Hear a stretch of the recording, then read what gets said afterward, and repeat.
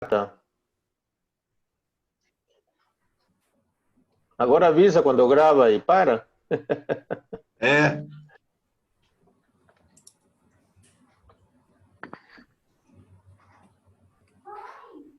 Já pode começar, né? Eu acho que é sim. Vamos começar. tá bom. Bom, boa noite, Pera, pessoal. pera, pera, pera, Alexandre, eu vou te Sim, apresentar. perdão. Bom, pessoal, boa noite. Depois de um tempinho que a gente ficou sem a gente se encontrar para discutir um pouquinho de assuntos de UTI, hoje vamos escutar a apresentação do Dr. Alexandre Francisco Silva. O Alexandre, ele é médico cardiologista e médico intensivista. É, e também participa da preceptoria da residência de medicina intensiva aqui no Hospital Municipal de São José dos Campos e na Santa Casa também de São José dos Campos. Alexandre milita tanto na área da cardiologia, da medicina intensiva e gosta bastante da parte de monitorização hemodinâmica, sobretudo na área customizada. Então, o que ele nos vai apresentar, acho que vai ser de interesse, sobretudo de quem está começando na parte de monitorização hemodinâmica em UTI, e acredito que vai ser bastante produtivo, né, para eles e, na verdade, para todos nós. Então, Alexandre, a palavra está com você. Obrigado, doutor Alejandro. Obrigado, doutor Rui. Boa noite, pessoal. É uma honra, um prazer estar aqui com vocês. A minha apresentação, eu tentarei falar sobre monitorização hemodinâmica em UTI. Tentarei não me ater a números, a nomes, a siglas, mas tentar mostrar a monitorização hemodinâmica de um aspecto geral e, no final, uma monitorização também customizada, né? Porque nós temos UTIs com vários níveis de complexidade, os colegas trabalham em UTIs também de vários níveis de complexidade, cidades diferentes, então tentarei mostrar a monitorização hemodinâmica para os colegas, tá bom? Se houver algum problema aqui na minha apresentação, me avisem, por favor, porque essas tecnologias são novas para mim, tá bom? Bom, meu nome é Alexandre, né? O doutor Alejandro me apresentou. Eu sou formado pela Unirio, tá? Universidade Federal do Estado do Rio de Janeiro, Hospital Gafreguili. Fiz clínica médica no Hospital Federal de Bom Sucesso e cardiologia no Hospital Federal da Lagoa, na cidade do Rio de Janeiro. E fiz medicina intensiva em São José dos Campos, sob a preceptoria do doutor Alejandro, doutor Rui, doutora Márcia, doutora Simone e também a Alessandrinha, vários colegas dos quais sou amigo até hoje, tá? E muitas das coisas que eu apresentarei aqui eu aprendi com os meus preceptores e aqui em São José dos Campos, tá bom? Bom, esse aqui é o Hospital Gafreguili, a universidade que eu me formei, o Hospital Federal de Bom Sucesso, no Rio de Janeiro. Esse aqui é o Hospital da Lagoa, um bonito hospital, vista bonita para a Lagoa. Esse aqui é o Hospital Municipal Dr. José de Carvalho Florense, que é o Hospital Municipal ou Hospital da Vila, em São José dos Campos, onde eu fiz minha residência em medicina intensiva. Bom, por que nós fazemos monitorização hemodinâmica nos pacientes críticos? Qual o objetivo? Por que aquele monte de monitor? Por que aquele monte de números, valores, alarmes, coisas que piscam, monitores um mais bonito que o outro, ou locais com monitores mais simples? Por que nós fazemos monitorização hemodinâmica? Tá? A monitorização hemodinâmica tem o objetivo de vigiar, fiscalizar, ver as condições para que a mitocôndria realize o ciclo de Krebs. É uma detecção, é uma vigilância, é uma monitorização de vários fatores, várias premissas, tá? Que vigiam como está a respiração celular. Ou seja, o objetivo final é ter uma mitocôndria fazendo o ciclo de Krebs e nos dando 36 ATPs para que o nosso organismo funcione e lute contra doenças, que ele tenha suas funções vitais plenamente desenvolvidas. Então, o objetivo da monitorização hemodinâmica é monitorar e tentar intervir quando algo está errado para que nossas mitocôndrias trabalhem. Tá bom? Esse aqui é o Dr. Hans Krebs, ele que foi do qual o ciclo de Krebs herdou o nome, tá? Ele pesquisou e detectou a respiração celular aeróbica. Tá? Esse aqui nós vemos desde o segundo grau, no meu tempo chamava segundo grau, agora é ensino médio, né? Desde o ensino médio, o ciclo de Krebs tem nos acompanhado, a glicólise, o oxigênio, 36 ATPs, e é isso que nos faz funcionar, é isso que o nosso corpo quer. É para isso que nós estamos trabalhando, monitorando para que sua bomba de sódio, potássio, a TPase, funcione, para que o sódio e o potássio sejam trocados na célula, para que as funções vitais dos tecidos funcionem. Então, nosso objetivo é vigiar o ciclo de Krebs, ver se está funcionando. Todos aqueles números nós temos que corrigir o que estiver errado, alterado, para que o nosso ciclo de Krebs transcorra bem e nos dê 36 ATPs. Tá? Daqui é o fósforo, tá? Ele tem elétrons altamente energizados que são utilizados em transporte ativo, a bomba de sódio e potássio. Então, tem que ser um composto altamente energético para atuar nesses mecanismos biológicos.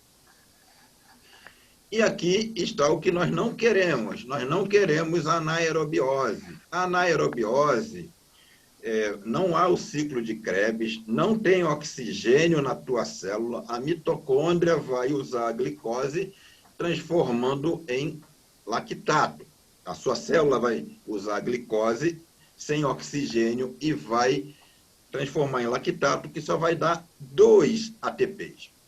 Então, é mais vantajoso para a nossa vida produzirmos 36 ATPs pelo ciclo de Krebs do que 2 pela anaerobiose, que é a produção de lactato pela célula. Tá?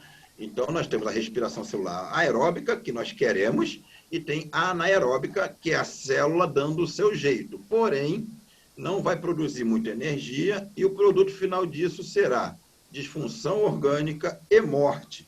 Morte celular, morte de tecido e, consequentemente, morte do ser humano acometido pela doença. Tá bom? Então, nós estamos vigiando para que o ciclo de Krebs ocorra bem.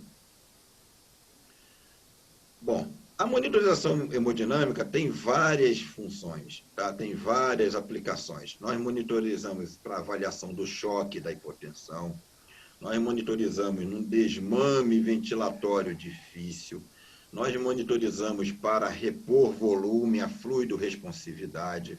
Tá? Então, eu falarei agora sobre o choque, a avaliação do choque, que é uma das principais funções e objetivos da monitorização hemodinâmica do doente crítico. Tá? O choque, muitas vezes nós achamos que choque é uma queda de pressão, é uma pressão sistólica menor que 90, uma pressão arterial média menor que 70, 65, mas o choque não é isso. O choque é uma perfusão tecidual incapaz de responder às necessidades celulares. ele não é definido pela pressão arterial. Ele é uma quebra no balanço entre a oferta e o consumo de oxigênio pela célula. Independe do valor pressórico.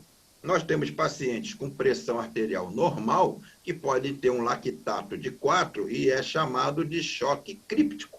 A pressão está boa, pré-AM normal, você vê um lactato acima de 4, então a célula está avisando. Não está tendo ciclo de Krebs, está tendo anaerobiose, não está tendo o balanço da oferta de oxigênio, que nós chamamos de DO2, com o consumo de oxigênio por essa célula para que produza o ciclo de Krebs. Então, a quebra desse balanço de oferta e consumo de oxigênio pela célula é chamada de choque, tá bom? Não necessariamente uma pressão baixa ou uma PAM baixa, tá bom?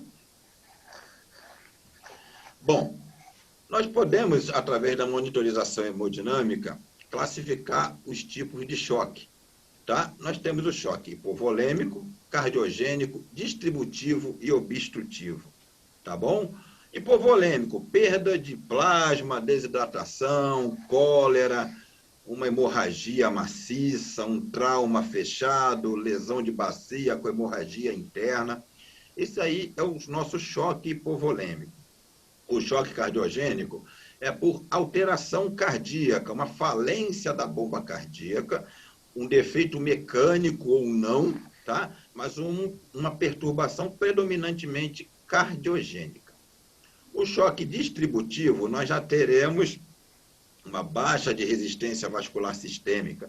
Nós temos o choque anafilático, o choque neurogênico, o choque séptico, e nós também temos isso na insuficiência da suprarrenal.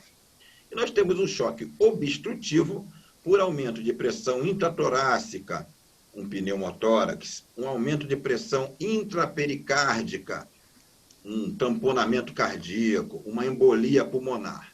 E nós podemos, através da monitorização hemodinâmica, descobrir qual o tipo de choque ou se temos choques misturados, porque não existe apenas, é só um choque hipovolêmico, às vezes é um choque chamado de choque misto. Temos vários componentes de choque no mesmo paciente. Então, a monitorização hemodinâmica nos permitirá, através da pressão capilar pulmonar, do débito cardíaco e da resistência vascular sistêmica, nos ajudar a definir quais os tipos de choque. Por exemplo, o choque cardiogênico, nós temos predominantemente uma queda do débito cardíaco, que nós vamos ver que pode ocorrer em outros choques. Mas nós teremos também uma resistência vascular sistêmica aumentada reflexamente para tentar compensar esse baixo débito cardíaco e também um aumento da pressão capilar pulmonar. Aqueles monitores todos que nós vamos ver daqui a pouco nos mostrarão valores que nos ajudarão a definir, a diferenciar o tipo de choque. No choque hipovolêmico, nós temos uma queda da pressão capilar pulmonar, queda da pressão venosa central, que vai levar a uma queda do débito cardíaco por baixo retorno venoso, mas nós podemos ter uma resistência vascular sistêmica normal ou aumentada. No caso do choque distributivo, nós podemos ter variações de pressão capilar pulmonar, débito cardíaco, mas nós vamos descobrir uma resistência vascular sistêmica baixa. Então, os monitores ou as contas que você for fazer vão mostrar uma resistência vascular sistêmica baixa. Então, pense em choque distributivo, tá bom? E o choque obstrutivo, ele varia na pressão capilar pulmonar, baixo débito e a resistência vascular sistêmica. Mas se nós procurarmos aqui, distributivo, resistência vascular sistêmica baixa, hipovolêmico, pressão capilar pulmonar e PVC baixa, cardiogênico, débito cardíaco baixo. Então, você monitorando o paciente, você vai ter um caminho, você vai conseguir trilhar e descobrir esse choque é cardiogênico, esse choque é séptico, distributivo. Não, é um provável TEP, é um choque obstrutivo. Então, a monitorização hemodinâmica vai te ajudar a descobrir o tipo de choque. E nós vimos que o choque é uma quebra do balanço entre a oferta e o consumo do oxigênio para a célula. Tá? Então, a avaliação do estado do choque é uma das principais funções da monitorização hemodinâmica. O choque também dá alguns sinais clínicos, tá? Ele é variável, não é obrigatório. Por exemplo, sinais clínicos. Uma hipoperfusão cutânea, você vai ter pele fria e úmida, cianose, vasoconstrição. Na parte renal, uma queda do débito urinário. Parte neurológica, redução do nível de consciência. Sinais hemodinâmicos, nós podemos ter ou não, tá? Uma queda da pressão sistólica abaixo de 90, uma pressão arterial média abaixo de 70. E teremos também uma taquicardia reflexa, tentando compensar a queda da pressão arterial. E sinais bioquímicos é a anaerobiose, nós temos um aumento de lactato, de acordo com o kit do teu hospital ou da tua unidade, mas geralmente a valores acima de 1,5 milimol por litro de lactato, nós estamos tendo a anaerobiose. Existem outros fatores que aumentam o lactato, tá? Mas eu estou falando principalmente no choque, tá? Nas horas iniciais do choque. O lactato é de muito valor, até na conduta terapêutica do paciente. Então, monitorização hemodinâmica ajuda na investigação e qual o tipo de choque do paciente. E nós temos um monte de números, um monte de nomes, um monte de valores que não precisem ficarem preocupados. Por quê? Porque com o tempo vocês vão se acostumar com os valores, vão saber até de cabeça a maioria deles, mas eu vou ter que discorrer sobre um por um aqui, tá bom? Então, eu vou falar agora sobre os parâmetros hemodinâmicos na monitorização.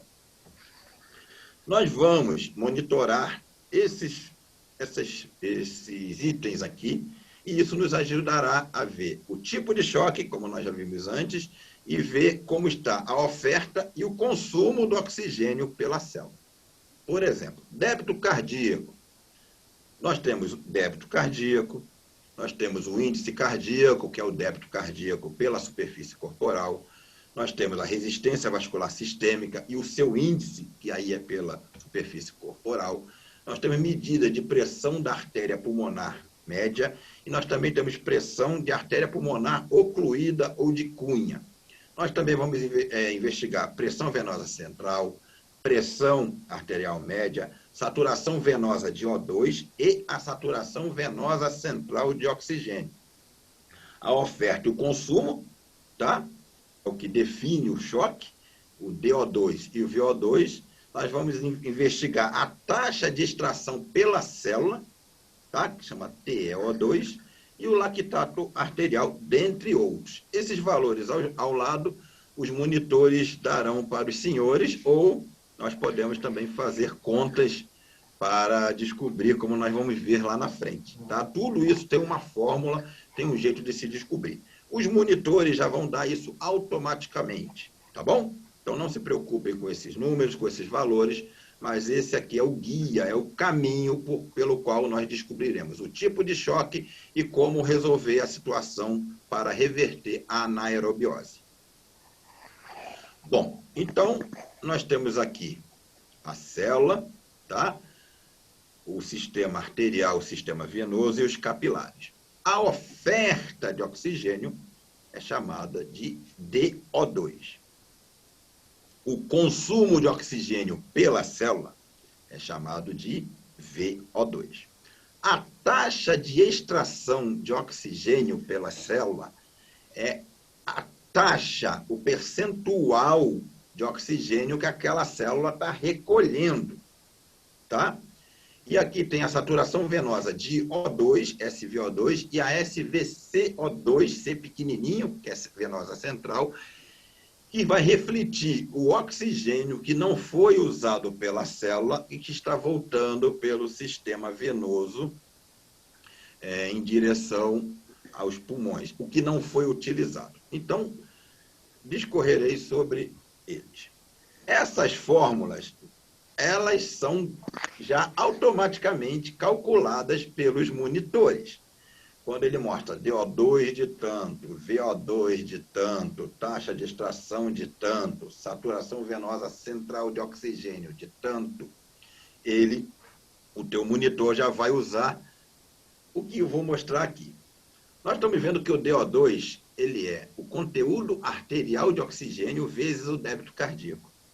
Para calcular o conteúdo arterial de oxigênio, nós temos que saber a hemoglobina, saturação arterial de oxigênio, pressão arterial de oxigênio.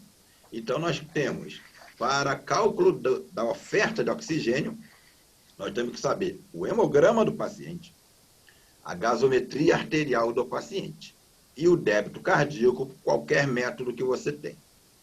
Ok? Então, com esses exames e a medida do débito cardíaco, você descobre a oferta de oxigênio, o DO2.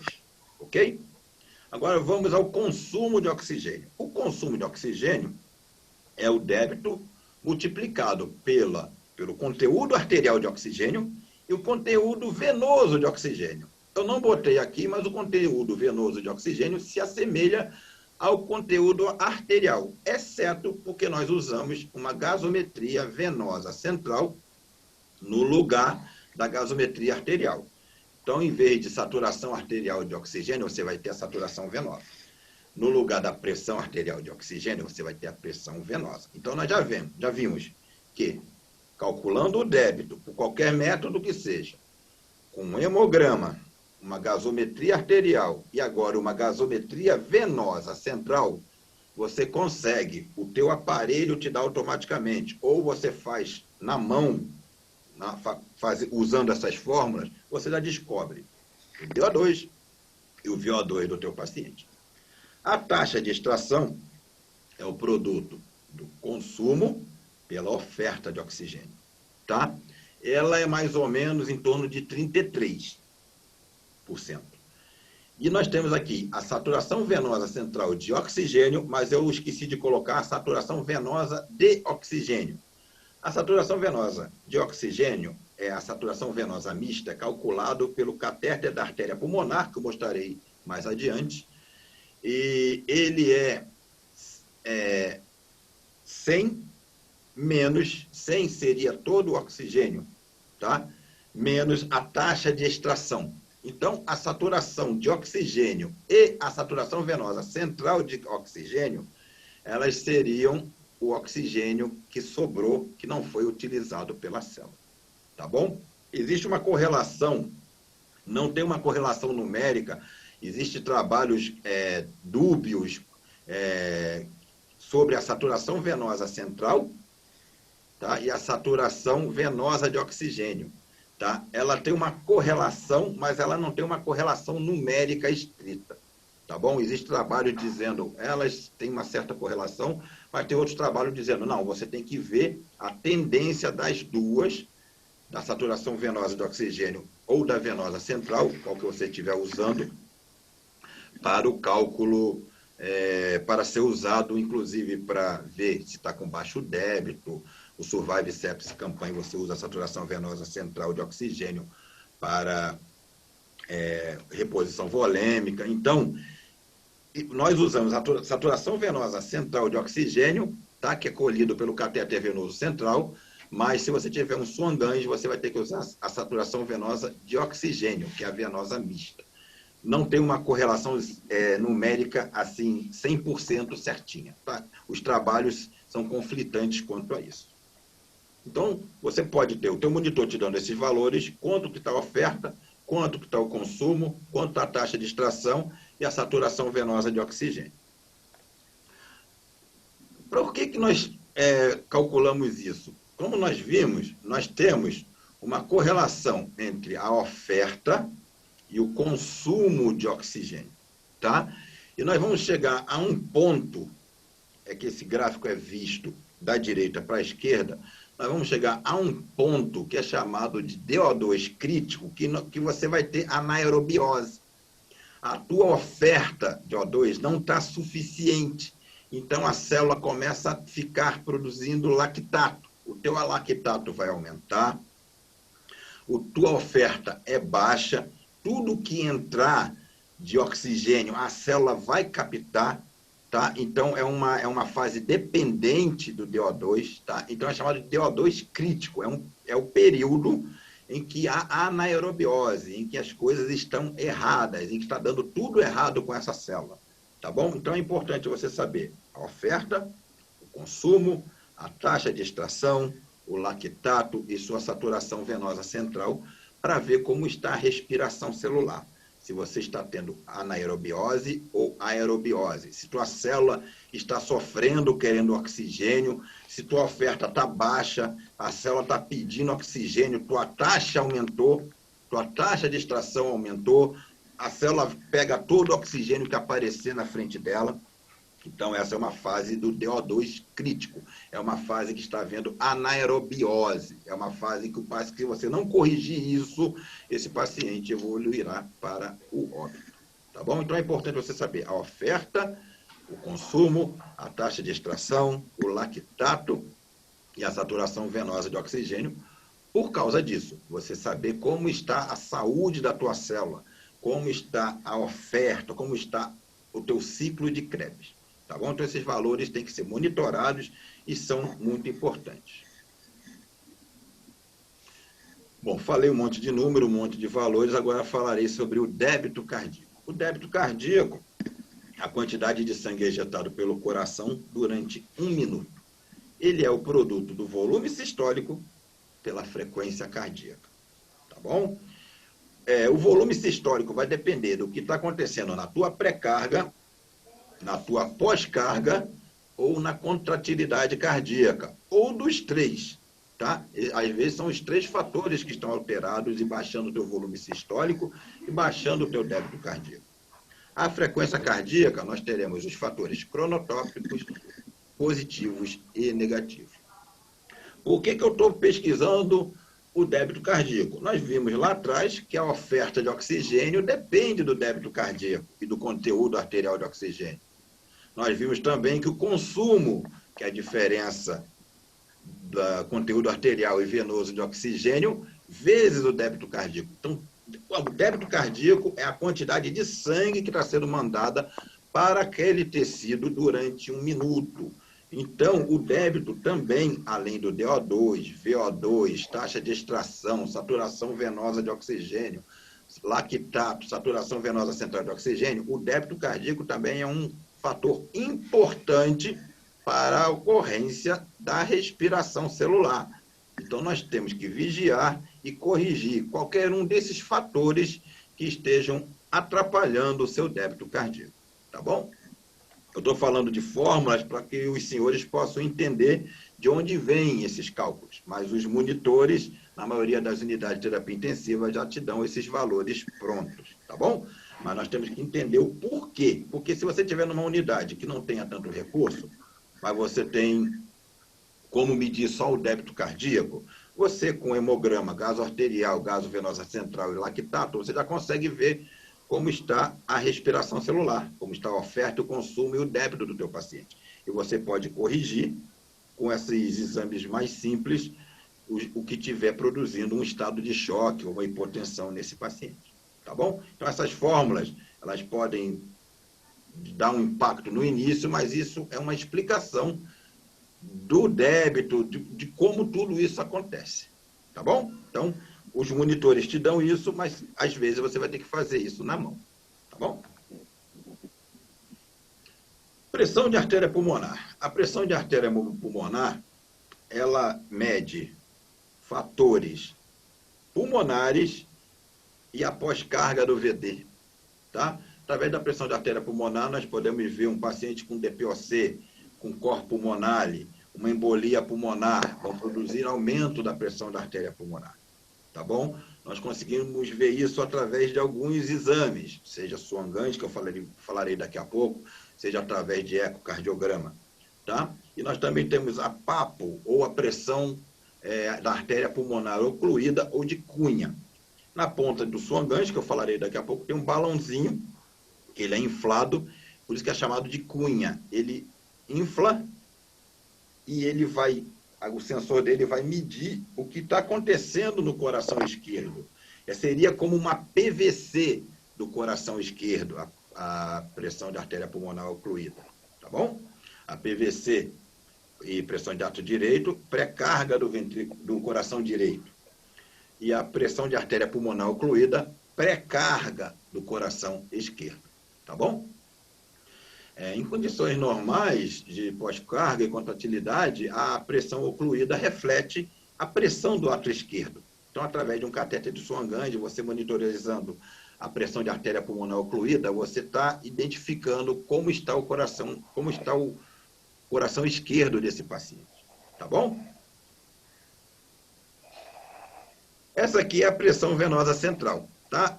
Existem monitores de pressão venosa central contínua e tem a nossa reguinha já conhecida, tá bom? É muito utilizada, que nós estamos vendo a pressão do átrio direito. Ela pode demonstrar um paciente com cólera, uma PVC muito baixa, ele pode mostrar, ó, esse paciente está com hipovolemia. Porém, a pressão venosa central não é um bom parâmetro para a reposição volêmica. Antigamente, no tempo que eu me formei, nós buscávamos uma PVC obstinadamente, 9 litros de soro, 10 litros de soro, para a PVC ficar em 12 obstinadamente. E a PVC, ela não é um bom método para isso. Tá? Os estudos demonstraram que ela não é um bom método para te auxiliar na fluidoresponsividade.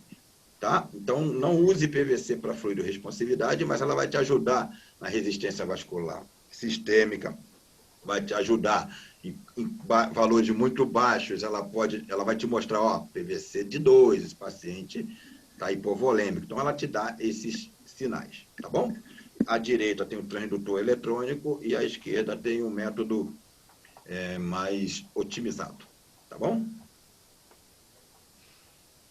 A pressão arterial e pressão arterial média, tá? Nós podemos ver através de pressão não invasiva, né? Aqueles nossos esfigmomanômetros, mas nós também temos a pressão arterial invasiva, com os monitores mostrando curvas pressóricas, tá?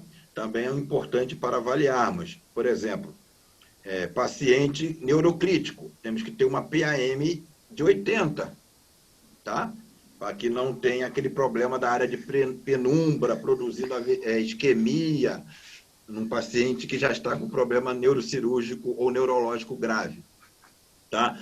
Num paciente, por exemplo, usando droga vasoativa, nós temos uma PAM ao ser alcançada. 65 a 70 já seria suficiente para manter um fluxo para a tua célula. Então, é bom nós termos esses valores, monitorização da pressão arterial média, também são valores que nós usamos na monitorização hemodinâmica. A resistência vascular sistêmica, nós já vimos que no choque séptico, ela cai, que é o distributivo, é a queda da resistência vascular sistêmica. Tá? Aí nós podemos utilizar a pressão arterial média do slide passado, a PVC, ou a pressão do átrio direito, podemos ver com aquela régua, uma PVC online, um ecocardiograma, o débito. Então, você tendo PAM, PVC e o débito cardíaco, você descobre a resistência vascular sistêmica. E a monitorização dela mostra, é um choque distributivo, está baixa esse valor, vamos corrigir, vamos fazer uma droga vasoativa. Ah, não, a resistência é alta, pode ser um reflexo de um choque cardiogênico. Então, é importante termos a avaliação da resistência vascular sistêmica. E quando a gente fala de índice, mais uma vez, é o valor pelo metro quadrado, tá bom? Então, não fiquem preocupados com esses números, com esses valores, mas é isso tudo que aqueles monitores vão te dar. Água pulmonar extravascular, tá? Ela pode ser por aumento de pressão hidrostática, tá? Edema agudo de pulmão, ou uma alteração da permeabilidade capilar, uma SARA, tá? Isso vai levar a um aumento da água extravascular pulmonar, tá bom? Essa é a água que está no interstício, essa água está fora do vaso, tá bom? É bom você monitorar isso para ver, ó, não vou fazer volume nesse paciente. Ou esse paciente está com padrão de SARA, por exemplo, uma água pulmonar extravascular, acima de 10 ml por quilo, você tem um aumento de líquido do pulmão. Porém, se você tiver um monitor que te dá o índice de permeabilidade vascular pulmonar, você vai descobrir que acima de 3 é uma inflamação, é uma SARA, uma alteração de permeabilidade. Então, esses valores vão te ajudar a tomar cuidado com volume e também para identificar, isso é um aumento de pressão hidrostática ou é uma alteração da permeabilidade pulmonar, tá bom? Então, a avaliação da água pulmonar extravascular é outro parâmetro que alguns monitores, nem todos, porém, usando ultrassom, você tendo linhas B difusa, você tem um aumento da água extravascular pulmonar, tá bom? Então, é um parâmetro importante para você ver, opa, tem água fora do vaso no pulmão, tá bom? Bom, então falei um monte de número, um monte de valores, tá? Com o tempo, nós vamos nos habituando no manuseio do doente, como controlar o DO2, como mexer no débito cardíaco, como consertar essa resistência vascular sistêmica. Então, falei dos números, dos valores, dos cálculos e das fórmulas que o monitor te dará automaticamente ou teremos que calcular na nossa mãozinha. Agora, mostrarei método de monitorização. Esses dois médicos, William Gans e Jeremy Swan, foram os criadores do catéter de artéria pulmonar, que nós chamamos de Swan-Ganz. Tá? Então, aqui por em homenagem histórica, né?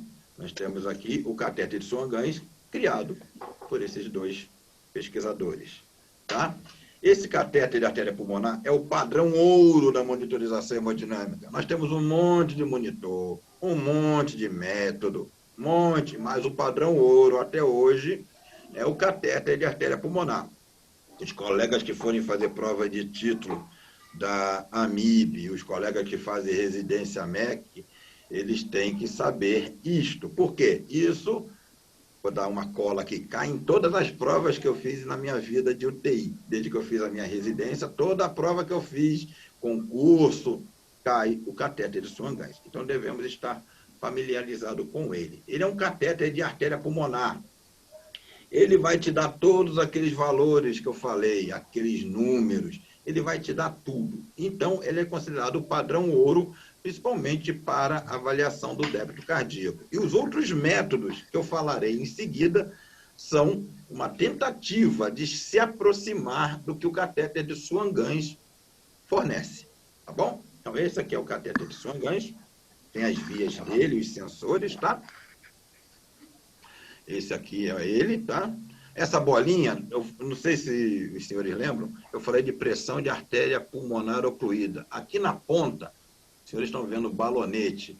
Ele desinflado, ele fica lá na artéria pulmonar. Eu vou mostrar aqui para os senhores posteriormente. Ele desinflado, ele mostra a pressão de artéria pulmonar. E quando inflamos, é a pressão ocluída, ele oclui.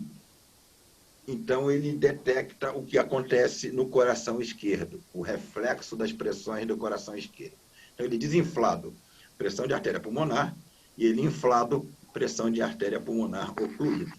Tá bom? Então, é o catéter de Swan-Ganz, tá? E quem trabalha em terapia intensiva ou já viu ou já ouviu falar, e quem for fazer prova tem que saber esse bichinho aí, tá bom? Bom, nós temos ele aqui, está em amarelo, tá? Ele introduzido num vaso calibroso, vai para o ato direito, ventrículo direito, e ele é encunhado lá na artéria pulmonar. E nós podemos inflar o balão, seria a pressão de artéria pulmonar ocluída, tá? E ele desinflado, pressão de artéria pulmonar. Tem esses gráficos aqui, ó. Ato direito, a curva de ato direito, curva de VD, curva de artéria pulmonar ocluída. Quando for passar esse tipo de catéter, tem que saber essa curva para saber a posição dele, para saber se ele está encunhado lá na artéria pulmonar. Você vai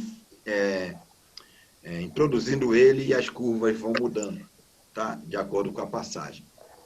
Então, essas são as curvas do catéter de artéria pulmonar, que os senhores fazendo prova ou trabalhando, ou tendo eles, esse aqui é o padrão ouro da monitorização hemodinâmica, tá bom? Ele aqui, tá? Se os senhores puderem ver, no pulmão à direita, ele está ali na zona 3 de oeste. Por que ele tem que estar na zona 3 de oeste? Ele tem que estar na zona 3 de oeste, porque a pressão alveolar dela é maior que a pressão venosa, perdão, a pressão arterial dela é maior que a pressão venosa e a pressão alveolar. Então, você tem um corredor, tá? Na zona 3 de oeste, que é aqui onde está a ponta do catéter, tá? Esse corredor vascular que vai te dizer o que está acontecendo no coração esquerdo. Tá? Se você tiver em outra área, você vai ter menos a pressão do vaso, ela vai ser igual ou menor que a alveolar. Então, você não vai ter uma medida mais precisa do que está acontecendo no coração esquerdo. A pressão diastólica final do VE, quando você for fazer a pressão de cunha da artéria pulmonar. Então, a posição do catéter de Swan-Ganz tem que ser na zona 3 de oeste. Tá bom? Aqui são as curvas dele, tá? Esse aqui é o monitor do catéter de artéria pulmonar. Ele está mostrando aqui embaixo ele com a pressão de artéria pulmonar e esse risquinho menorzinho quando nós inflamos o balão e nós temos a pressão de artéria pulmonar ocluída, que é a pressão diastólica final do ventrículo esquerdo. Tá bom? Ele desinflado vê o que está acontecendo dentro da artéria pulmonar e ele inflado, o balonete inflado, ele vê o que está acontecendo no coração esquerdo. Isso aqui é um outro tipo de monitor também pelo catéter de Swan-Ganz que vai te dar débito cardíaco, tá? Vocês podem ver aqui em inglês, nós temos saturação venosa de O2, temos o débito cardíaco, tá? Então esse aqui é o padrão ouro, o catéter de Swan-Ganz, ele é o padrão ouro na monitorização hemodinâmica e no cálculo do débito cardíaco, tá bom? Bom, com o passar do tempo, algumas pessoas reclamavam, passar Swan-Ganz é difícil, e fizeram alguns trabalhos mostrando que o uso do catéter de Swan-Ganz não interfere na mortalidade comparado com um médico, uma equipe médica bem treinada na condução clínica de paciente com choque. Então, nós temos aqui o artigo do Dr. Paul Merrick falando o obituário do Swan-Ganz, tá? A morte do catéter de artéria pulmonar. Mas não é bem assim. Ele ainda é padrão ouro, ele ajuda no choque de causa indeterminada. Às vezes você está com uma monitorização minimamente invasiva, você não está descobrindo direito a causa do choque. O Swan-Ganz te ajuda nisso, te ajuda no transplante cardíaco, pós-op de cirurgia cardíaca. Tá? Então, o Swan-Ganz quiseram matar ele, mas ele sobrevive e ele ainda é o padrão ouro, tá bom? Então, esse aqui é um artigo interessante, que é a transição do catéter de Swan-Ganz, monitorização hemodinâmica invasiva, para a minimamente invasiva. O que é minimamente invasiva? Esse monte de nome aqui. Lítico, Pico, Vigileu, EV1000, ultrassom point of care, eco transesofágico, densidometria, bioimpedância. Então, todos esses métodos, eles são minimamente invasivos. Por quê? O catéter de Swan-Ganz, você tem que pegar um acesso central, entra no ato direito, VD, artéria pulmonar. Pode ter acidente com qualquer punção, com qualquer método. Tá? Pode migrar para lugar errado, pode perfurar, pode dar arritmia. Então, eles pesquisaram e conseguiram os métodos minimamente invasivos, que é uma tentativa de substituir o Swan-Ganz, com menos invasão, principalmente por uma pressão arterial invasiva, radial, femoral, e um acesso central. Então, é menos complicado do que passar um catéter de Swan-Ganz. Porém, até hoje, ninguém substitui como padrão ouro. Falarei rapidamente, tá? Aqui nós temos o volume VIL, um sistema, tá? Isso aqui é da Edwards. Se os senhores puderem ver, nós temos ali na femoral, à direita, um catéter introduzido, e ali número 4, na jugular, à direita, um catéter venoso central. Então, os sensores vão ver, tá? E vão jogar para aquele monitor. E ele vai dar débito cardíaco, resistência vascular sistêmica. Você vai ter que pegar um hemograma, gaso arterial, gaso venosa central e jogar dentro do monitor para ele te dar DO2, VO2. Tudo que o Swan-Ganz faz, esses monitores tentam suprir, e eles são menos invasivos e têm menos complicações que o catéter de Swan-Ganz. Porém, uma pessoa que tenha boa prática, passar o catéter de Swan-Ganz não vai ter o menor problema. Uma outra crítica aos que criticavam o catéter de Swan-Ganz é que a crítica era: o médico não sabe interpretar, alguns médicos não sabem interpretar o catéter de Swan-Ganz, aqueles valores da monitorização hemodinâmica, e passam a criticar o método, tá bom? Então, Swan-Ganz não morreu, ele é utilizado, tá? Mas nós temos esses métodos que são chamados de monitorização minimamente invasiva. Então, nós temos aqui o volume VIL, e aquele monitor se chama EV1000, tá bom? Esse é o EV1000. Pode ver aqui, ele está te dando PVC, índice de resistência vascular sistêmica, índice cardíaco, alguns índices aqui de fluido responsividade. Aliás, saturação venosa central de O2, nós falamos lá do DO2, VO2, taxa de extração, está tudo aqui. Todos esses monitores estão te dizendo, ó, teu paciente em choque é o choque distributivo, é um choque obstrutivo, é um choque hipovolêmico. Esse paciente responde a volume, esse paciente não responde a volume. A tua oferta está ruim, corrige isso. A tua extração está alta, você não está ofertando direito. Tua saturação venosa central está baixa, pode ser problema de débito cardíaco, tá bom? Esses monitores vão te dar tudo isso, tá? Vigiando o ciclo de Krebs, tendo condições para que a célula trabalhe e produza 36 ATPs. Então, isso aqui é chamado de EV1000, esse monitor, tá bom? Aqui nós temos ali água pulmonar extravascular, tá ali, ó, em azulzinho, tá bom? Ele te mostra tudo, índice cardíaco, PAM, variação de volume sistólico. Então, o monitor faz o trabalho para você, tá bom? Você tem que saber interpretar aquele monte de número que eu mostrei no slide lá em cima. Se você não souber, pesquise, tenha isso tabulado, tenha isso contigo, e você vai manusear, você vai tratar o choque utilizando esses numerozinhos, esses valores que nós falamos. Esse aqui é o monitor de débito cardíaco contínuo, tá bom? Aliás, saturação venosa central, débito cardíaco contínuo, tá? Ele te mostra tudo isso. Esse aqui se chama Vigileu. O EV1000 é um Vigileu mais atualizado, mais moderno. Ali ele está te dando CO, débito cardíaco, saturação venosa central, resistência vascular sistêmica, índice de resistência vascular sistêmica, débito cardíaco. Com esses numerozinhos, você sabe, é cardiogênico, é obstrutivo, é restritivo, é hipovolêmico. Então, a monitorização hemodinâmica vai te ajudar no tratamento do choque e da hipotensão. Ele vai te dizer qual é o choque e você vai trabalhar para corrigir o que ele está te mostrando. Tá? Aqui nós temos o lídico, tá? Também é a mesma coisa, é um outro sistema, com os valores de monitorização hemodinâmica. Tá?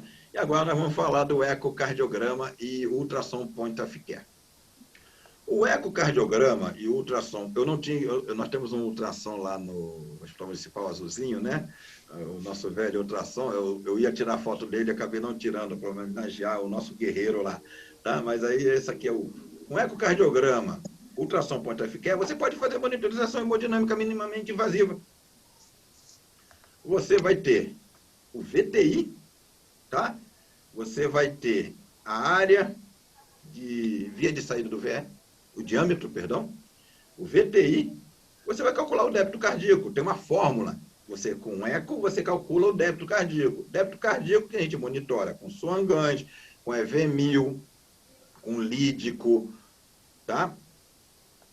Você pode calcular com ecocardiograma, tá? O transesofágico é o que tem menos viés, tá bom? O eco transtorácico depende, às vezes, da posição do paciente. Paciente decúbito, às vezes você não consegue muita janela, ele teria que estar virado para a esquerda, como o ecocardiografista faz, mas às vezes na UTI o paciente está entubado, o paciente não consegue virar, então você também pode ter alguns problemas de janela, tá? Mas você perfeitamente, com teu point of care, teu ultrassom e teu eco, você consegue fazer monitorização hemodinâmica do teu paciente. Você consegue descobrir a causa do choque, você consegue atuar na hipovolemia. Aqui, esse slide é uma homenagem aos nossos residentes de terapia intensiva lá. Esse papelzinho, não sei se o doutor Alejandro lembra, eu fui ensinado pelo doutor Alejandro, nós tínhamos tarefas para fazer isso. Então, eu continuo fazendo isso com os meninos. Eu pego os meninos com o ecocardiograma, gasometria arterial, gasometria venosa central e o hemograma, você consegue. Ali, ó, DO2. Tá? Isso aqui como posso falar? Isso aqui é o verídico. Isso aqui, ó, sem estar com maquiado. Tá? Isso aqui é vida real. Você pode fazer isso com ecocardiograma. Com hemograma, ecocardiograma, gaso arterial, gaso venosa central. Ali, ó, DO2. Olha o VO2, olha a taxa de extração, olha o débito, a PVC, você vê a cava em ventilação espontânea, ou você usa o catéter da PVC, hemograma, ali, ó, conteúdo arterial de oxigênio, conteúdo venoso de oxigênio, lactato, saturação venosa central, resistência vascular, tudo feito na mão, dá para fazer isso. Tá? Você não precisa ter um leu, você não precisa ter um suangante, você consegue customizado fazer isso com o teu ecocardiograma, tá bom? Eu tenho um monitor que me dá tudo. Não, maravilha, sensacional. Mas não ter o monitor não é uma justificativa para não monitorizar o teu paciente, tá bom? Isso aqui é um exemplo lá do Hospital Municipal, tá? Nós continuamos o legado aí, viu, doutor Alejandro? Botando os meninos para fazer conta aí na mão.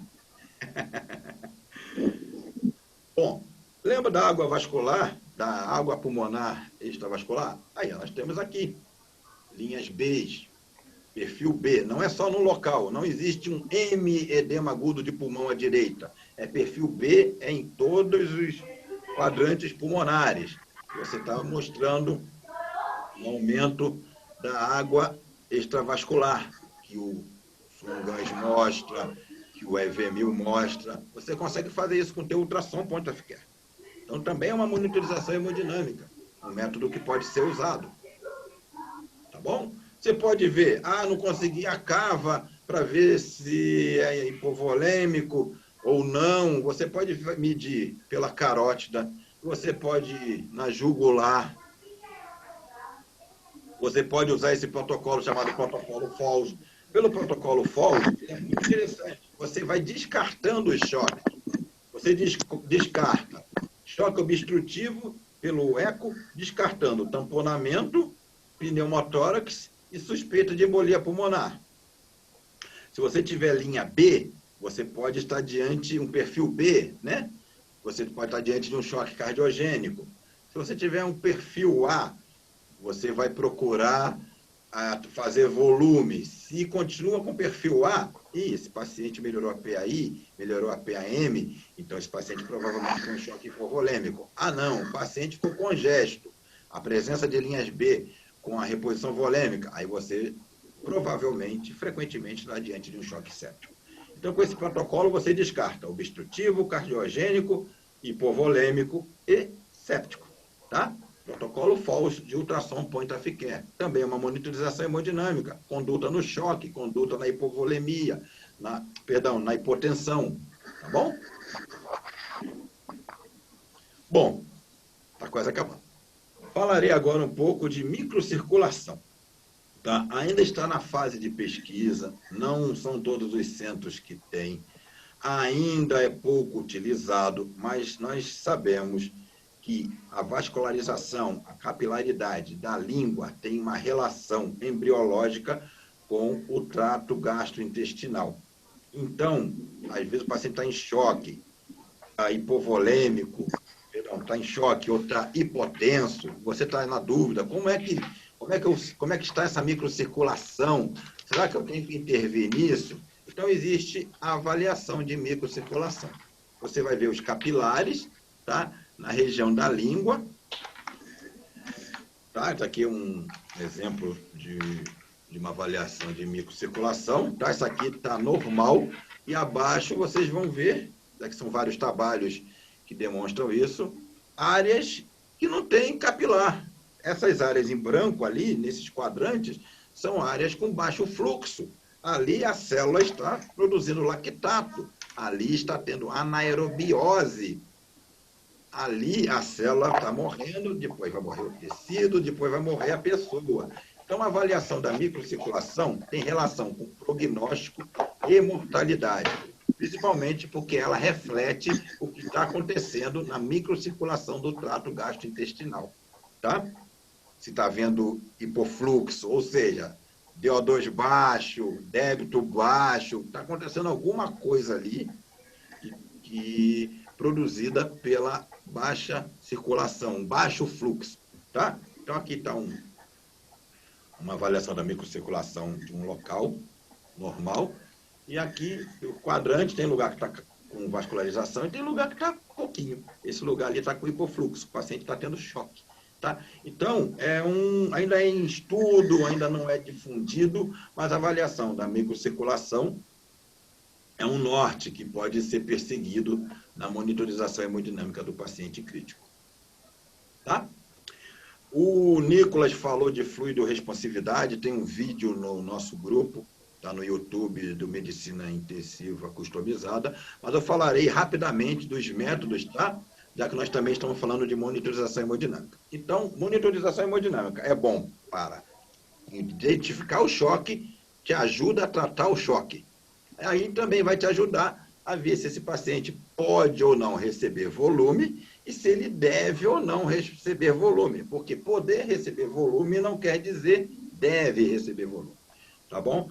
Então, a avaliação de fluido responsividade, teoricamente, é o aumento do débito cardíaco em 10 a 15% através de um aumento da pré-carga, geralmente um desafio de volume ou a elevação das pernas, que você vai levar 400 ml de sangue para o átrio direito, ou seja, você aumenta a tua pré-carga através da elevação da perna, e se o seu débito cardíaco aumentar, esse paciente responde a volume.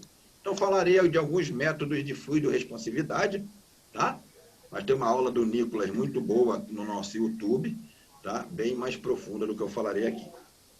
Os principais métodos, os que têm a área sobre a curva melhor, sensibilidade e especificidade são variação de pressão de pulso, variação de pressão sistólica, variação de volume sistólico. Porém, entretanto, contudo, como diz o doutor Alejandro, nós temos um problema.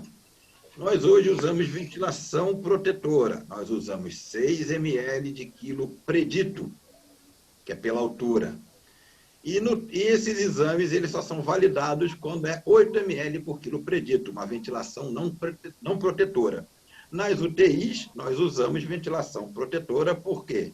Ventilação mecânica reduz mortalidade, reduz VILE, reduz lesão pulmonar. Nós não usamos 8 ml por quilo predito de ventilação mecânica na UTI, ou não deveríamos.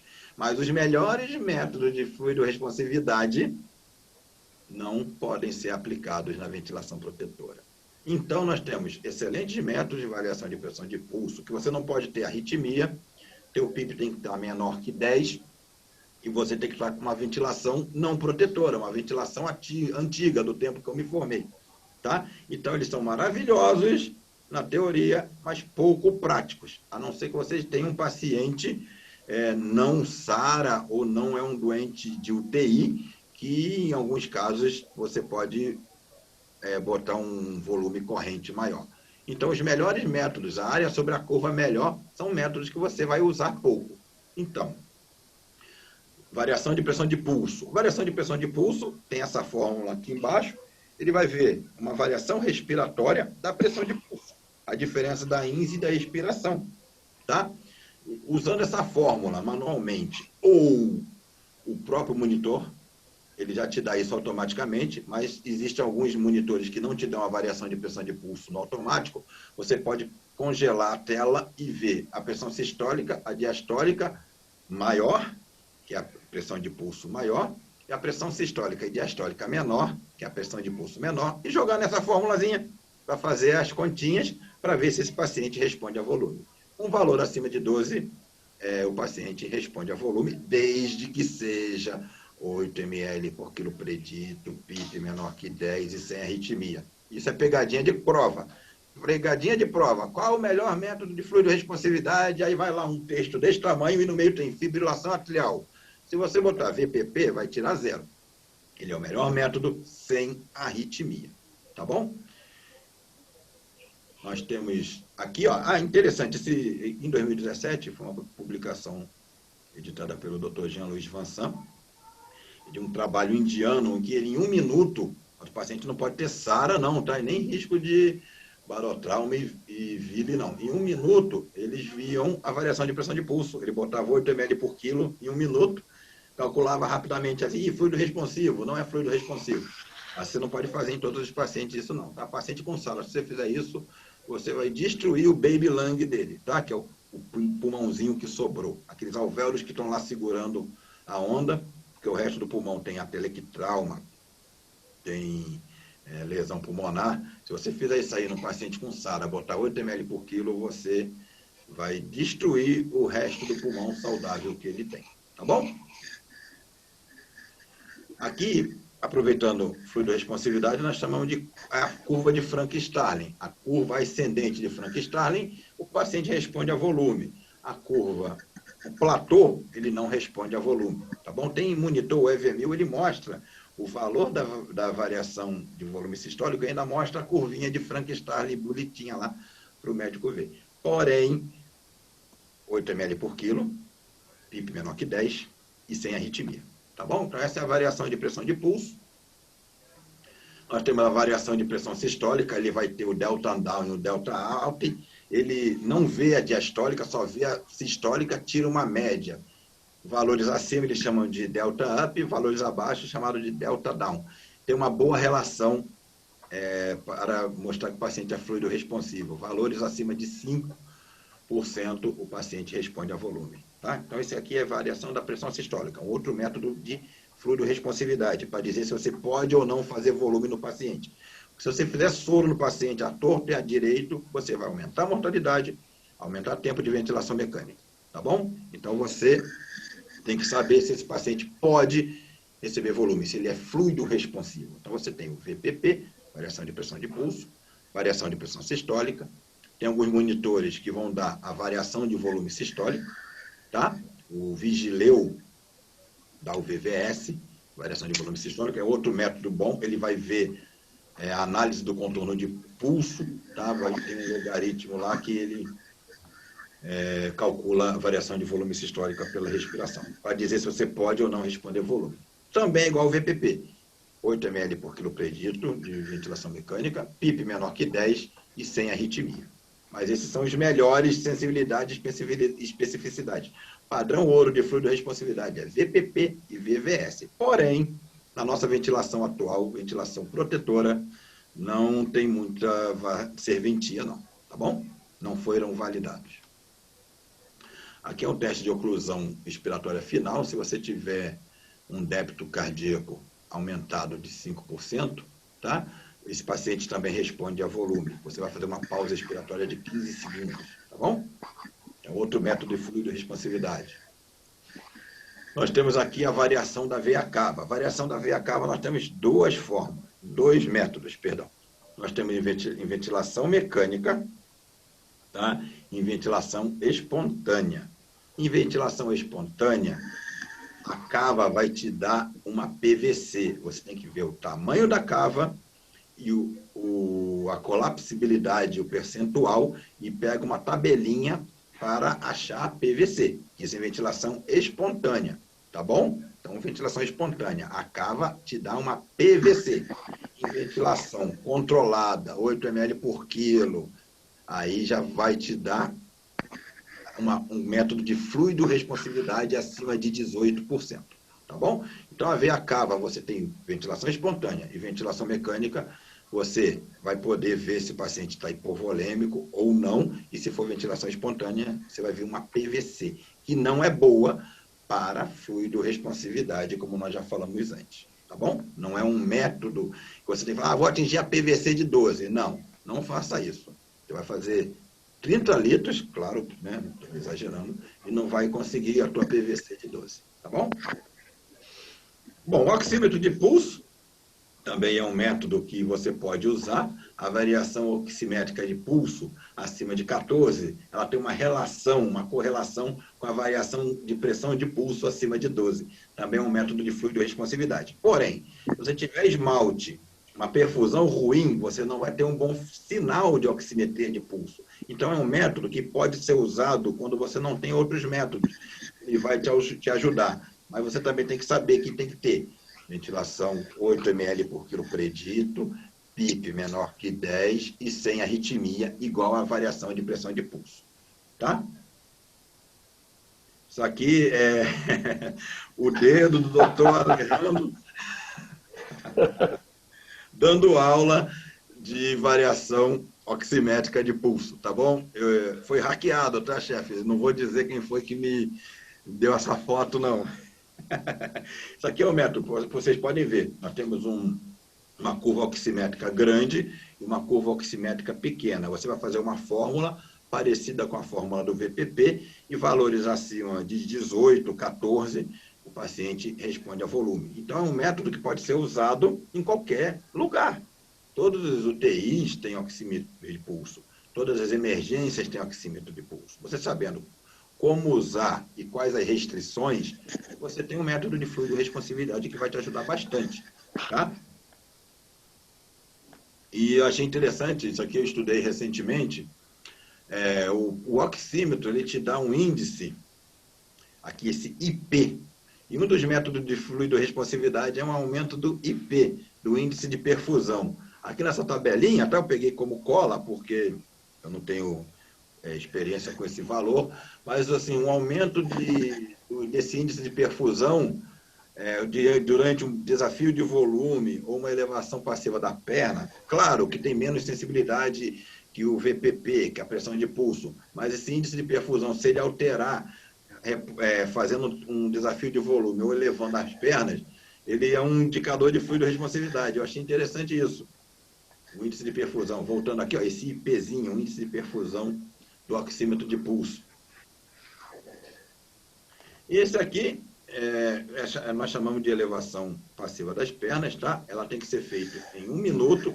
Você vai aferir um parâmetro que você quer, tá? Uma feição basal. Você vai deitar o paciente e elevar a perna dele por 1 minuto, tá? Você pode ter um débito cardíaco. Se o débito aumentar 10%, elevando a perna, ou seja, jogando 400 ml de sangue no seu ato direito da perna, e o seu débito aumentar, então esse paciente responde a volume. Então é um método simples. Mas você não pode ter hipertensão intracraniana. Se você fizer isso, você vai aumentar a pressão intracraniana do doente. Você não pode ter hipertensão intraabdominal. E você não pode ter fratura, senão você vai destruir aí a perna do paciente. Tá bom? Tirando essas contraindicações, é um método universal. Ele não depende se é espontânea a tua ventilação mecânica ou se é volume controlado. Ele não tem diferença, tá bom? Mas você tem que fazer em 1 minuto, porque após 1 minuto, o volume estressado, aqueles volumes todinhos, eles se acertam e perde o valor, tá bom? Então, quando você for elevar a perna para ver se o paciente responde a volume, o paciente está com pressão de 7/6. É hipovolêmico, responde a volume, levanta a perna do doente, se o teu débito aumentar, esse paciente responde a volume, aí você pode fazer o volume do paciente, tá bom? É um paciente que está com choque hipovolêmico, tá? Isso aqui é como é medido, tá? Principalmente por eco transesofágico, você tem um débito cardíaco contínuo, você levanta a perna, aumentou o débito, o paciente responde a volume, ele é fluido responsivo, tá bom? Então, monitorização hemodinâmica ajuda também na fluido responsividade. Tem os métodos que são pela variação respiratória, VPP, VVS, e tem os métodos que é elevação passiva da perna, tá bom? Tá quase acabando. Elevação passiva da perna. Você pode aumentar o débito acima de 10%. Então, esse paciente responde a volume. Você pode fazer soro nesse paciente. Se você tem um eco, você tem um volume sistólico, se aumentou 10%, esse paciente responde a volume. Isso levantando a perna, tá? Se eu levanto a perna e meu ETCO2, meu CO2 da capnografia aumenta 5%, esse paciente responde a volume. Se eu tenho VTI e aumenta em 10%, o VTI é aquele integral velocidade-tempo do eco, é um aumento do volume sistólico, o paciente é fluido responsivo. Esse índice de perfusão do oxímetro, se ele passar de 9%, o paciente é responsivo. Menos sensível, sua PAI, pressão sistólica, subiu, levando as pernas, paciente fluido responsivo. Porém, é menos sensível e específico, tá bom? Você pode fazer até isso com um esfigmonomanômetro. Você levanta a perna do paciente e aumentou a tua pressão sistólica, é menos sensível e específico que os outros. Mas se você não tiver um outro método, esse método pode te indicar que o paciente é fluido responsivo, tá bom?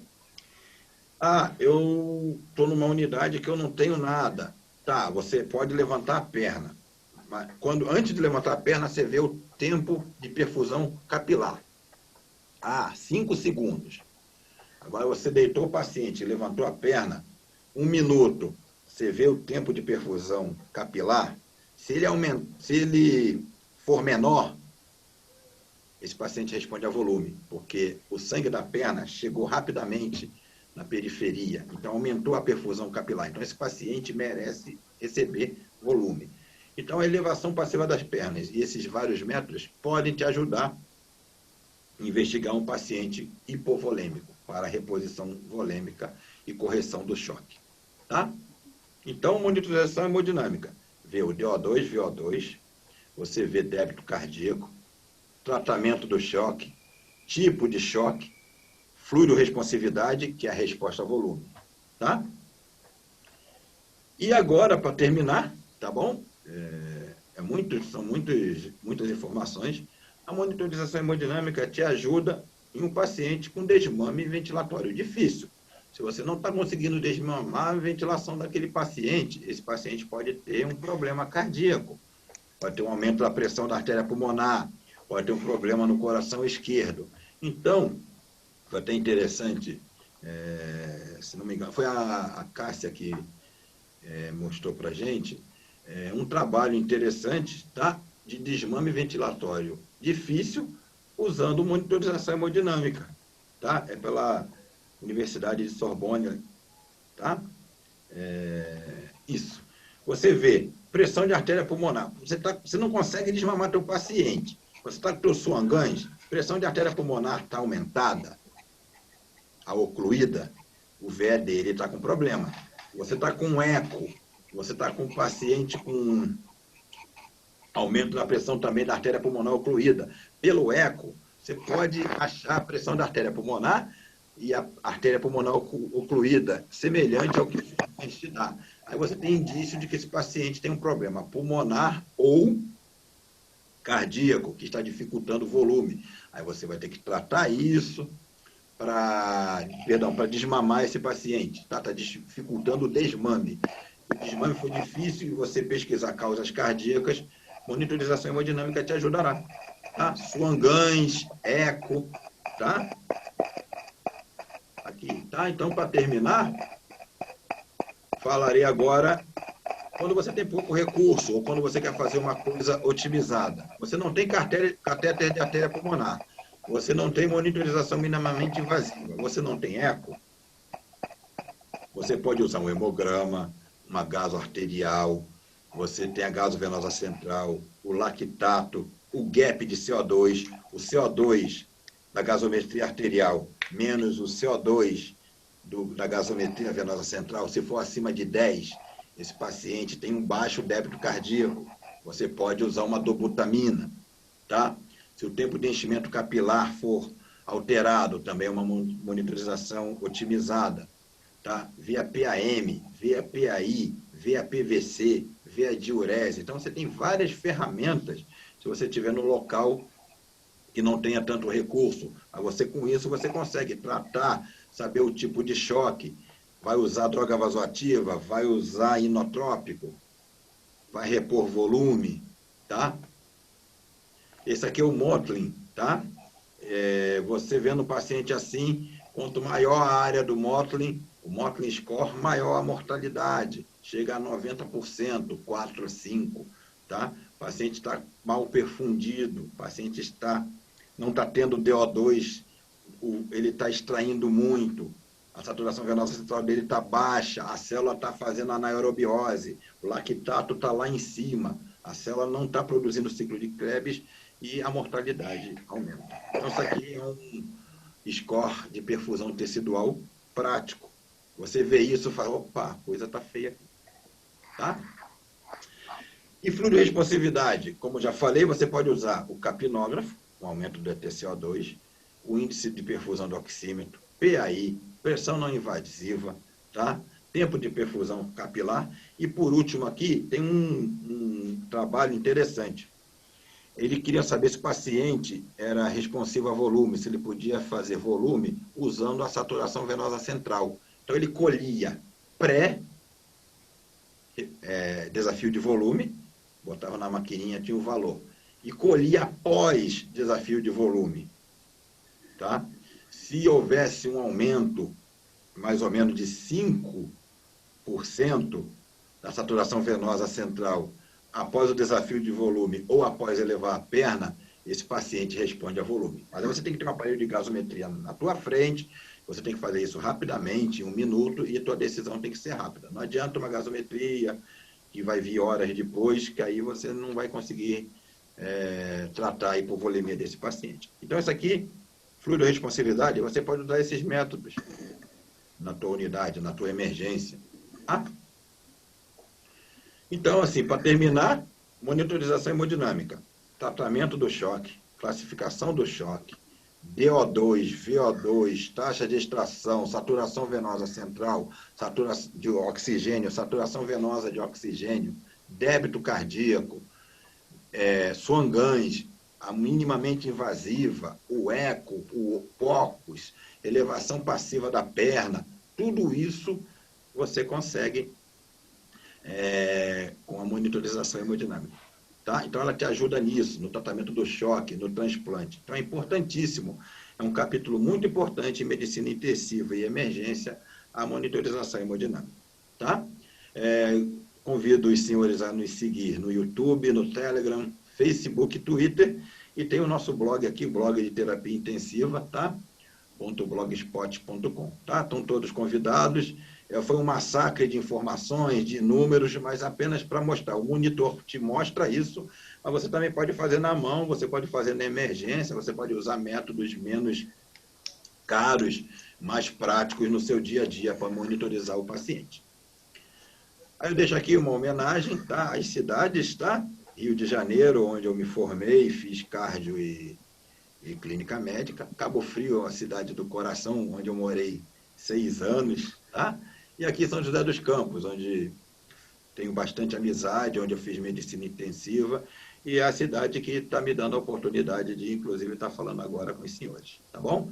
Eu sei que foi extenso, muita coisa, mas é apenas para mostrar a importância de ter uma monitorização hemodinâmica no teu paciente crítico, chocado ou hipotenso, tá bom? E no desmame também, desmame difícil, você consegue ver se o coração está com problema que pode ser um obstáculo para você retirar o ventilador mecânico do paciente. Tá bom? Era só isso tudo e muito obrigado. Bem, Alexandre. Muito obrigado. Obrigado aí. Vai, Rui. Então, a aula do Alexandre foi muito boa, especialmente esse resumo aí no final de como a gente faz em ambientes de baixo recurso, né? Sem monitorização hemodinâmica avançada. Quem não entende muito do assunto não sabe o trabalho que dá para fazer um resumo desse. E esses últimos slides aí para mim são preciosos, né? Porque é a nossa realidade, né?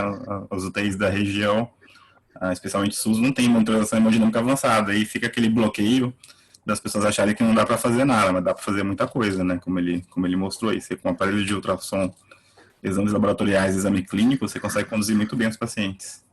Então, parabéns aí pela aula. O Alexandre é um dos que mais entende desse assunto aí, né? Eco e monitorização hemodinâmica é um assunto que ele gosta muito. Sempre deu aulas muito boas, né? Então, parabéns, Alexandre, aí pela aula e pelo resumo. Eu que agradeço a você, ao Alejandro, que vocês me ensinaram o ultrassom point of care. Foi pela residência que eu consegui trabalhar com esse método e acabei o que deslanchou, né? Eu gosto muito, Mas eu, antes da residência de medicina intensiva no Hospital Municipal, o doutor Alejandro, o doutor Rui, da Márcia, o Chagata, a Simone, o Bronzato, que eram os nossos preceptores da época, eu não conhecia nada de ultrassom point of care. Ainda preciso aprender muito, mas assim, o divisor de águas foi a residência lá do Hospital Municipal. E agradeço por isso.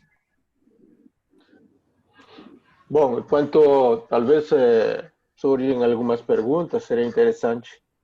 Eu queria também parabenizar o Alexandre. Eu estou já no segundo mês do curso de monitorização hemodinâmica para os residentes da Santa Casa e, inclusive, tenho a satisfação de contar também com nossos médicos que estão fazendo PEM no regional. Você resumiu quase uma hora o que eu já fiz em 2 meses de curso. Que realmente é extenso, né? É bastante extenso e é muita coisa a se falar. Agora, o interessante é que a mensagem que você traz em relação a que nós temos ferramentas que podem ser usadas a beira-leito, né? Talvez com ferramentas simples, exames laboratoriais e a nossa clínica, né? Não esquecer que nós temos uma monitorização hemodinâmica básica, né? Que muito embora forneça ou tenha uma acurácia de 50%, ela é importante, né? Entra dentro do conjunto de avaliações que a gente pode e deve fazer a beira-leito nos pacientes. Aí nós temos a temperatura das extremidades, o tempo de enchimento capilar, a presença ou não de Mottling, diurese, o nível de consciência. São ferramentas básicas, né? Monitorização hemodinâmica básica. E aí, quem tiver uma PAI, já ajuda, né? A avaliar o comportamento da pressão de pulso mesmo, tendo apenas uma PAI, dá para obter informação. E quem não tiver com uma curva oximétrica boa, também dá para obter informação a esse respeito. Lembrando que uma simples pressão de pulso, ou seja, uma diferença entre a pressão sistólica e diastólica, já dá uma ideia indireta de como está esse volume sistólico. Então, olhando uma simples curva de pressão de pulso, a gente tem bastante informação. Eu por exemplo, nós hoje tivemos o caso de um paciente que infelizmente faleceu, e foi muito interessante, porque ontem a gente avaliou esse paciente, a hemodinâmica, com inclusive ultrassom à beira-leito, junto com os nossos residentes aí da Santa Casa, fizemos uma avaliação a função global do ventrículo esquerdo. Ontem tinha uma boa contratilidade, mas era um paciente que estava evoluindo dentro de um quadro de choque séptico. E foi interessante como hoje, diante de uma piora de hemodinâmica, a gente reavaliou esse paciente e comparou a função global do ventrículo esquerdo. Nitidamente, conseguimos perceber como essa contratilidade tinha diminuído difusamente, né? E avaliando laboratorial, o lactato estava aumentado. Curiosamente, né, a saturação estava aumentando não porque ele estava melhorando, muito pelo contrário, porque estava piorando, porque nesse caso já a célula não estava extraindo mesmo. Então, esse oxigênio transportado estava praticamente só recirculando. E pouco tempo depois, esse paciente veio a falecer. Notando essa evolução do choque refratário para choque irreversível e depois para óbito. Então, muito interessante esse casinho. Acho que mostrou bastante do que foi falado hoje aqui à beira-leito e na vida real, né? Então, muito obrigado, Alexandre, parabéns por isso, né? E eu acredito que muitos podem aproveitar esses ensinamentos para pôr em prática aí nas suas UTIs, nas suas emergências. Bom, se tiver alguma pergunta, Rui, dá uma moderada ali para poder avançar. Não temos perguntas. Eu posso fazer uma, então? Claro. É que Alexandre, você me trouxe aí uma boa lembrança com esse rascunho. Que ainda hoje eu faço os meus residentes fazer esse tipo de tarefinha, né? Esse tipo de tarefinha na mão, na unha, tentar fazer os cálculos do conteúdo arterial, conteúdo venoso, taxa de extração, comparar com a saturação venosa para analisar esse perfil hemodinâmico do paciente, né? Então, mas vamos lá. O Alexandre, dentro da tua experiência, assim, dentro da medicina intensiva customizada, o que mais você tem usado no teu dia a dia à beira-leito, né? Dentro da tua experiência, o que acha que de tudo aquilo que você apresentou, inclusive dentro do perfil customizado, é aquilo que você, no teu dia a dia, tem servido mais para monitorizar esses pacientes à beira-leito? Eu tenho muito acesso ao ultrassom point of care, né? Então, nós temos feito um trabalho com os residentes do ano passado e desse, os de clínica médica, todos os que rodam lá de medicina intensiva, nós temos feito o eco transtorácico, tá? Que tem o viés de, às vezes, perder a posição, né, do probe e tudo, mas nós tentamos fazer, para fluido responsividade, um delta VTI, tá?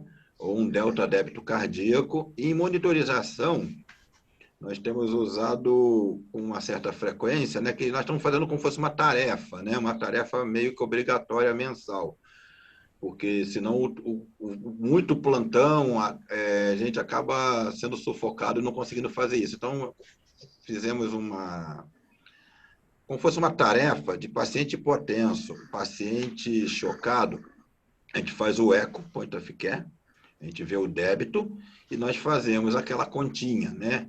Com hemograma, gaso arterial e gaso venosa central para calcular DO2, VO2, o conteúdo arterial, a taxa de extração.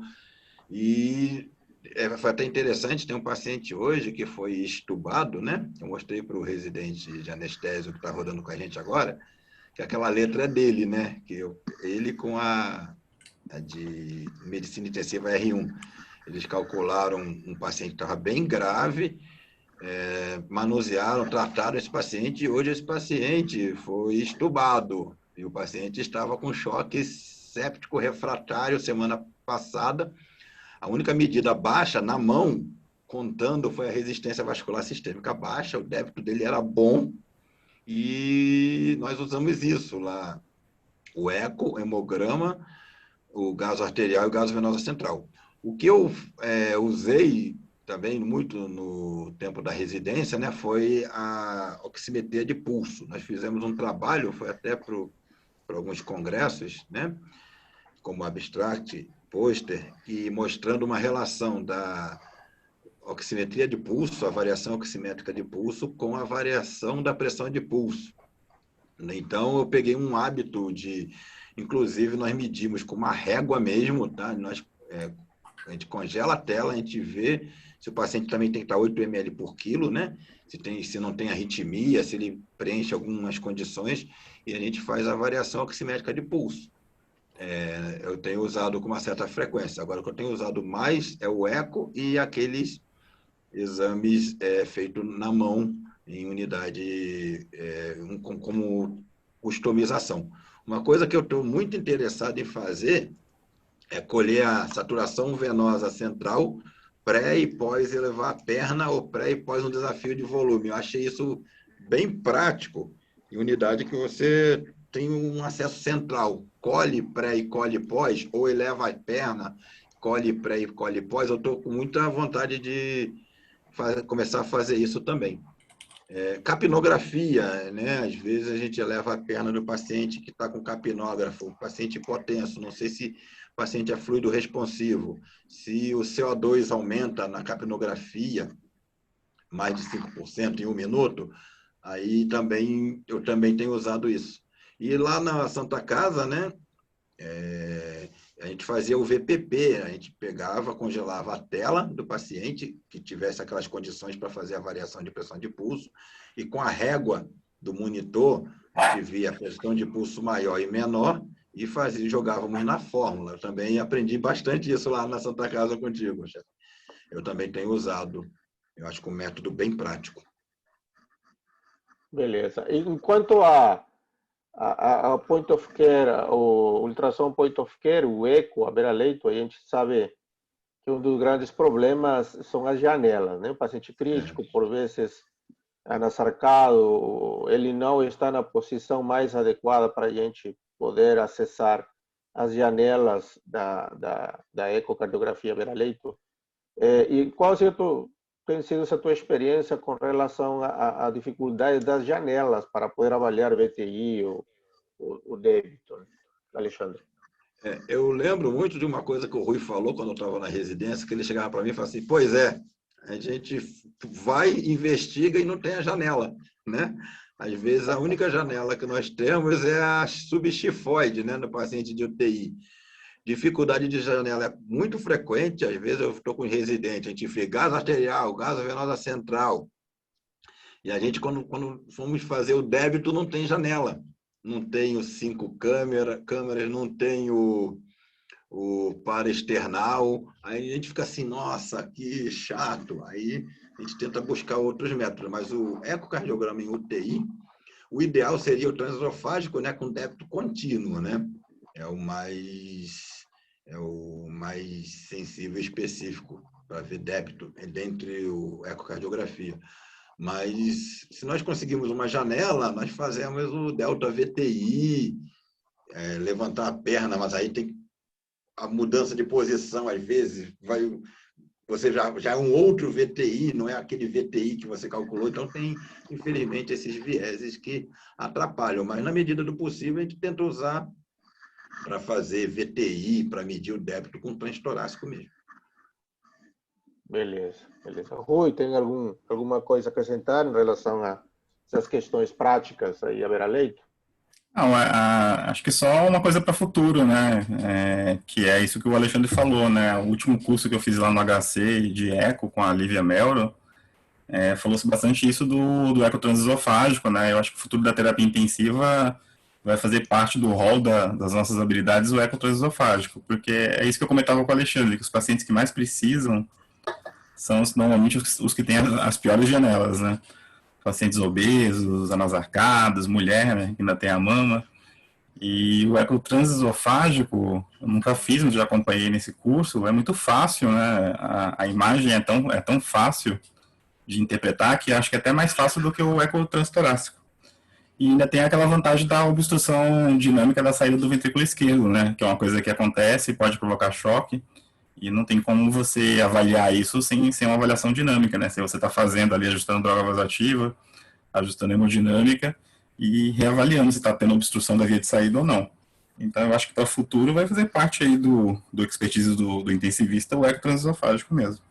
A única coisa que impede, acho que é custo, né? Porque é muito mais fácil do que o transtorácico em relação a treinamento, em relação a interpretar as janelas. Concordo contigo. Inclusive um dos marcadores que a gente fala, que é a variação o índice em relação à veia cava superior, se torna mais fácil com o ecotransesofágico, né? Mas a imagem pelo ecotransesofágico é muito melhor, certamente, além de a gente poder diagnosticar muita mais coisa, né? Através do ecotransesofágico, né? Eu concordo contigo. Aliás, né? Eu sempre imagino uma UTI ideal no futuro, né?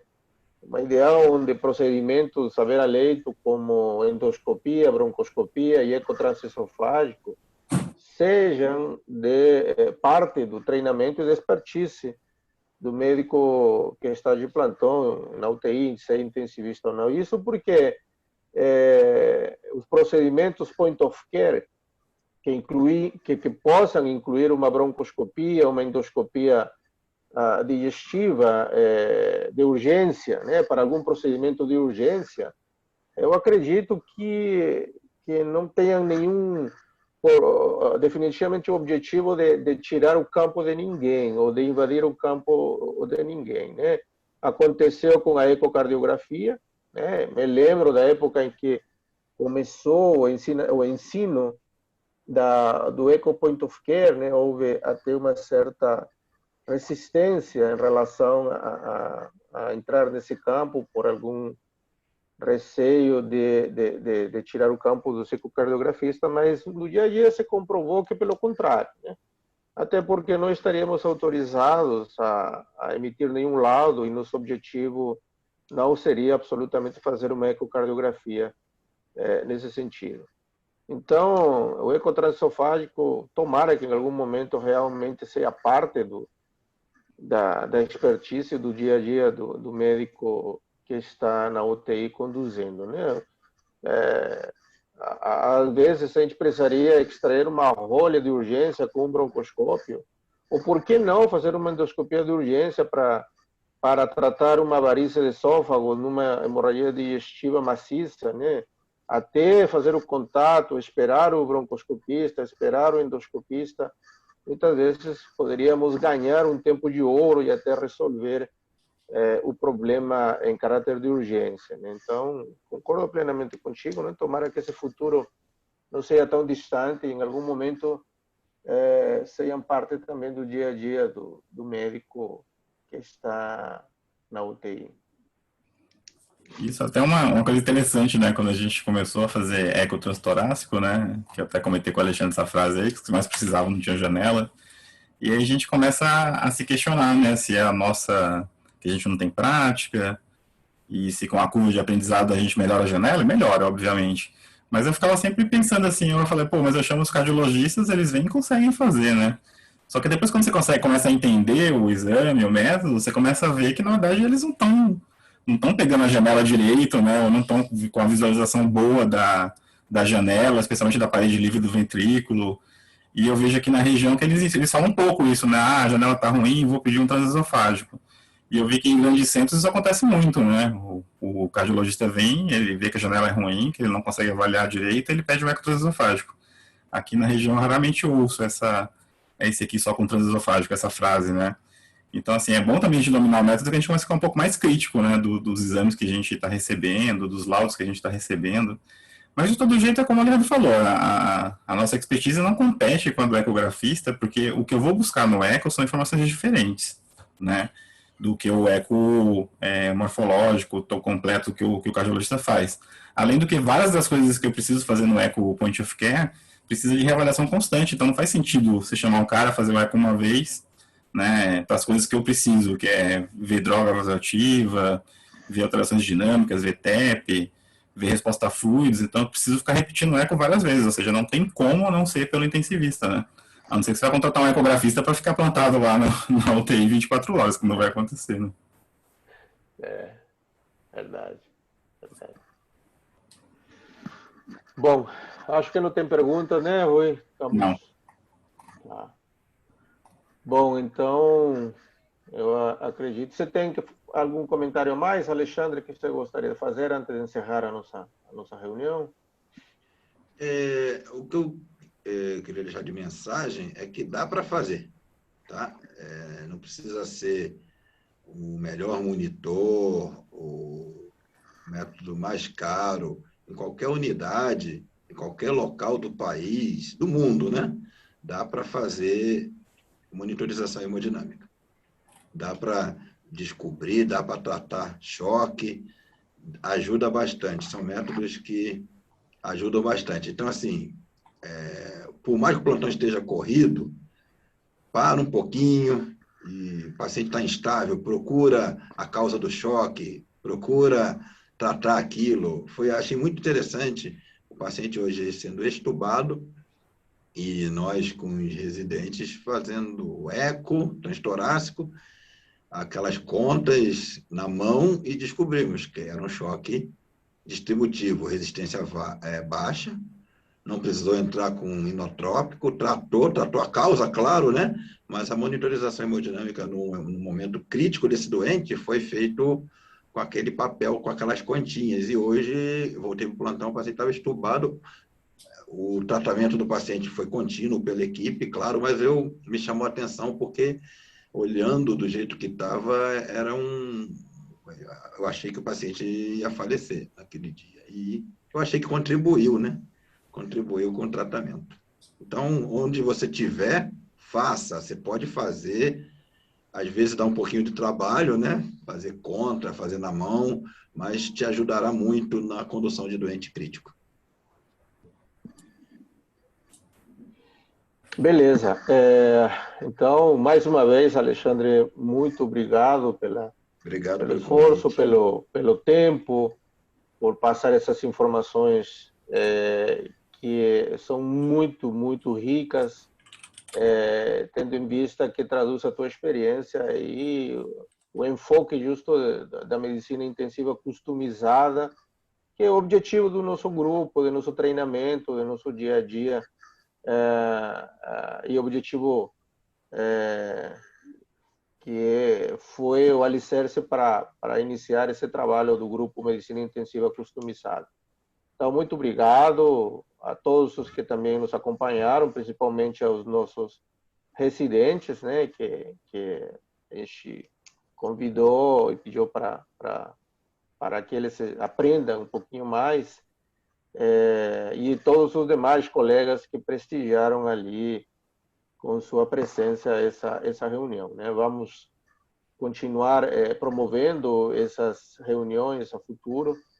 Todos estão convidados a assistir às aulas que estão gravadas aí no nosso grupo, né? Essa aqui também o Rui provavelmente já vai preparar para deixá-la pronta, e que quem tiver interesse em assistir novamente possa rever essa e todas as outras que estão aí já gravadas. Então, da minha parte, muito obrigado a todos vocês. Espero que tenha sido realmente útil. Muito obrigado a Rui, que mais uma vez nos auxilia nessa moderação e na parte logística destas nossas reuniões pelo Zoom. Deixa você, Rui, aí para encerrar, então. Então, acho que já comentaram tudo, né? Vamos divulgar as aulas, se puderem, né? Especialmente para residentes, intensivistas aí da região. Já vou fazer o up nessa aula. A gente já tem um conteúdo bem interessante aí no canal do YouTube de Medicina Intensiva Customizada. E a gente também precisa de pessoas que queiram também participar com a gente, fazer aulas, né? A ideia é ser um grupo interativo. Parabéns aí ao Alexandre e boa noite para todos. Boa noite. Boa noite. Obrigado, tchau. Um abraço a todos.